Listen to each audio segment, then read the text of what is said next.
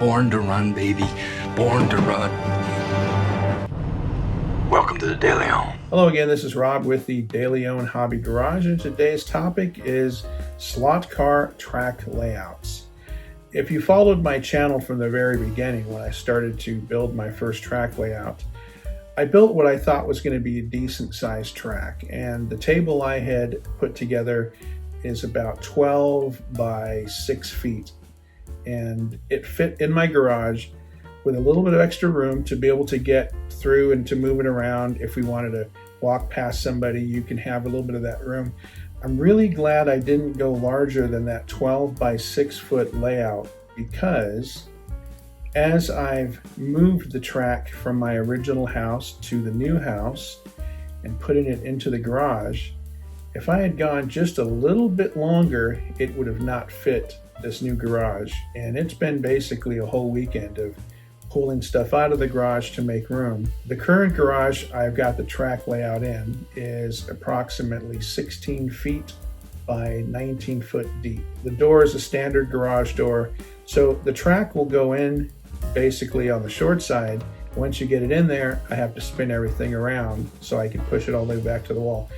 That track table was a lot bigger than I originally thought. Now, I know a lot of guys run really big tracks, 20, 25 feet long. You've got to have a really good size space for that. And so if you're going to be building your own slot car layout, you want to first determine what kind of room you've got to deal with.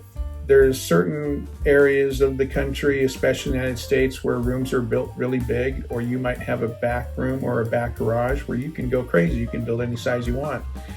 And there's some areas where you are limited with space, so you're going to want to build your track a little bit smaller. I decided that for me, a table of 12 feet by 6 foot was probably going to be good enough. Actually, it is. It's okay. It's a smaller track than what I normally see, but it works for me, and I'm glad I didn't build it larger, because it would have not fit in the new garage. And the table that I built, I've also added a floor to it so I can use that for storage. Now, the flooring originally wasn't there when I first had the track at the old house, but this weekend I put in a whole subfloor, so now I can put all of my storage stuff in there and thus save a lot more room.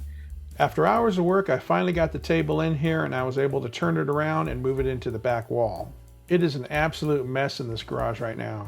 The rolling shelves will have to come out.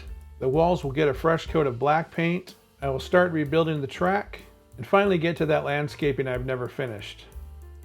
And did it all while watching the NASCAR race from Atlanta. Well, folks, that's kind of it for now. I just wanted to give you an update on what's been going on.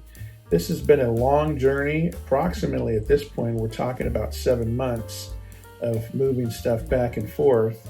And so it kind of just dawned on me that in other aspects of different hobbies, if you have, let's say, an RC car, let's say you collect comic books, those things are easily moved from one location to another.